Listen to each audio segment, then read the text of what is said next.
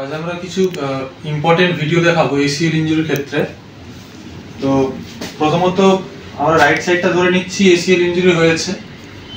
তো আমাদের হাঁটুর তলে একটা পিলো রেখে দেবো, পিলোটা হাঁটুর তলে রাখা থাকবে এবং একটা থেরাব্যান্ড নেব। থেরাব্যান্ড নিয়ে যেই পায়ে এসিএল ইনজুরি হয়েছে সেই পায়ের সাথে অপোজিট পায়ের রাউন্ড 8 অফ ফিগারে বেঁধে নেব এবং একটা টেনশন মেনটেন থাকবে।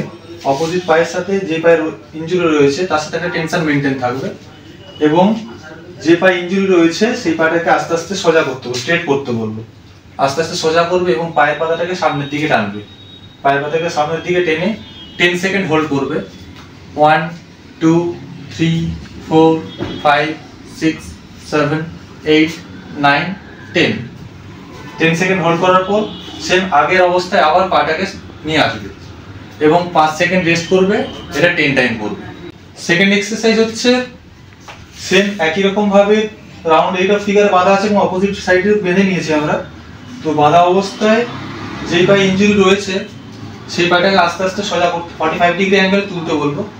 45 ডিগ্রি অ্যাঙ্গেলে তোলার পর এটা মেনটেন করবে এবং পায়ের পাতাটাকে সেম ভাবে সামনের দিকে টানবে, পেশেন্টের সামনের দিকে টানবে। টেনে 10 সেকেন্ড হোল্ড করবে। 1 2 3 4 5 6 7 8 9 10 দেন রিল্যাক্স। আস্তে আস্তে আস্তে আস্তে করে আগের অবস্থায় আবার পাটাকে নিয়ে আসবে এবং 5 সেকেন্ড রেস্ট করবে। সেম এটাও 10 টাইমস করবে। থার্ড এক্সারসাইজ হচ্ছে সেম একই রকম ভাবে বাঁধা রয়েছে এবং দুটো পাকে 45 ডিগ্রি অ্যাঙ্গেলে তুলবে। তুলে পা দুটোকে সাইডের দিকে ফাঁকা করবে। ফাঁক করে টেনশন মেনটেন থাকবে এটা এবং পায়ের পাতাগুলোকে সেম সামনের দিকে টেনে রাখবে। এটা 10 সেকেন্ড হোল্ড করবে। 1 2 3 4 5 6 7 8 9 10 দেন রিল্যাক্স। আগের অবস্থায় আবার ফিরে আসবে, দিয়ে 5 সেকেন্ড রেস্ট, আবার এটাও 10 টাইমস করবে। ঠিক আছে। ফোর্থ এক্সারসাইজ হচ্ছে একটা থেরাব্যান্ড নিয়ে পায়ের পাতার সাথে রাউন্ড 8 অফ ফিগারে বেঁধে নেবে এবং একটা টেনশন মেনটেন থাকবে।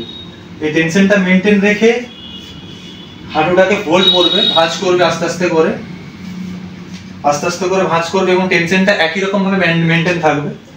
মেনটেন রেখে ওই টেনশন মেনটেন অবস্থায় আস্তে আস্তে করে আগের পর্যায়ে আবার ফিরে আসবে, মানে হাঁটুটাকে সোজা করবে। টেনশনটা একই রকম ভাবে মেনটেন আছে। এটা হচ্ছে ফোর্থ এক্সারসাইজ, এটাও 10 টাইমস করবে। ফিফথ এক্সারসাইজ হচ্ছে সেম ভাবে বাঁধা রয়েছে রাউন্ড 8 অফ ফিগারে এবং একটা টেনশন মেনটেন আছে এবং আস্তে আস্তে করে যেই পায়ে এসিএল ইনজুরি রয়েছে আস্তে আস্তে করে উপরের দিকে তুলবে পাটাকে স্ট্রেট অবস্থায় তুলে জাস্ট, এবং টেনশনটা মেনটেন রয়েছে এবং পায়ের পাতাটা সেম সামনের দিকে রয়েছে। পায়ের পাতাটাকে সামনের দিকে টেনে 10 সেকেন্ড হোল্ড করবে। 10 সেকেন্ড হোল্ড করার পর আস্তে আস্তে করে টেনশনটা মেনটেন থাকবে এবং আস্তে আস্তে করে পাটা নিচের দিকে নামাবে। এটা হচ্ছে ফিফথ এক্সারসাইজ, এটাও 10 টাইমস করবে এবং 5 সেকেন্ড রেস্ট। এবার 6 নম্বর এক্সারসাইজ হচ্ছে দুটো পাকে ফোল্ড করে নেবে, ফোল্ড করে নিয়ে সাইকেলিং করবে। যেরকম সাইকেলিং করে সেরকম সাইকেলিং করবে। করার পর 10 সেকেন্ড করবে, করে আবার রেস্ট 5 সেকেন্ড। এটাও 10 টাইমস। আমাদের 7 নম্বর এক্সারসাইজ হচ্ছে স্কোয়াট পজিশন। দেয়ালে সাপোর্ট নিয়ে নেব, পেশেন্টের সাপোর্ট থাকবে পেছনে এবং দুটো পায়ের মধ্যে এক হাতের ডিস্টেন্স থাকবে। তো আস্তে আস্তে পেশেন্টকে বলবো চেয়ারে বসা স্কোয়াট পজিশনে, আস্তে আস্তে করে পেশেন্ট স্কোয়াট পজিশনে যাবে।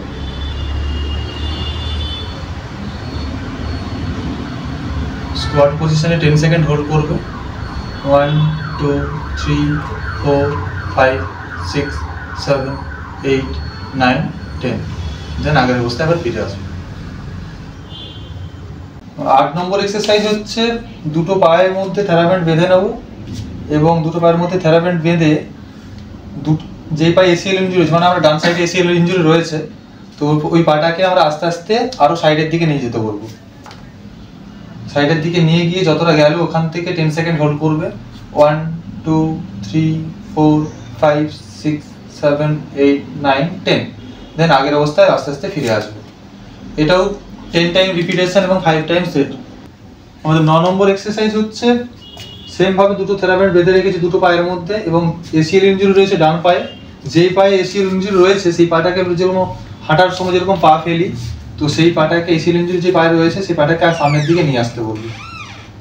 নিয়ে এলো, নিয়ে এসে 10 সেকেন্ড হোল্ড করবে, দেন আগের অবস্থায় আবার ফিরে আসবে, দেন 5 সেকেন্ড রেস্ট, এটাও 10 টাইম। 10 নম্বর এক্সারসাইজ হচ্ছে সেম দুটো পায়ের মধ্যে থেরাব্যান্ড বাঁধা রয়েছে, এসিএল ইনজুরি রয়েছে ডান পায়ে, এবং 15 ডেজের পর যখন আমাদের অলরেডি কিছুটা রিকভারি হয়েছে, তো আস্তে আস্তে যে পায়ে আমাদের এসিএল ইনজুরি রয়েছে তো সেই পাটাকে আস্তে আস্তে স্টেপ ওয়াইজ তুলবো। একটা নিয়ে নেবো টুলস টাইপসে, তো সেই টুলসের ওপর পা ওঠাবে, 10 সেকেন্ড হোল্ড করবে এবং 10 সেকেন্ড হোল্ড করার পর আবার সেম আগের পর্যায়ে ফিরে আসবে, দেন 5 সেকেন্ড রেস্ট, এটাও 10 টাইমস রিপিটেশন। 11 নম্বর এক্সারসাইজ হচ্ছে এসিএল ইনজুরি রয়েছে রাইট সাইডে, এবং একটা থেরাব্যান্ড নিয়ে কোনো কিছু সাপোর্টের সাথে থেরাব্যান্ডকে বেঁধে নিই এবং পায়ের সাথে আমরা ঠিক অ্যাটাচ করে নেব। বেঁধে নিয়ে এই পাটা হালকা ফোল্ড থাকবে, নিটা ফোল্ড থাকবে, এবং যেই পায়ে এসিএল ইনজুরি রয়েছে ওটাকে সোজা করে পাটাকে আস্তে আস্তে সোজা করে 10 সেকেন্ড হোল্ড করবে, 1 2 3 4 5 6 7 8 9 10, দেন রিল্যাক্স এবং 5 সেকেন্ড রেস্ট করবে, দিয়ে আবার রিপিট করবে ওটা, এটাও 10 টাইমস 5 সেকেন্ড রেস্ট।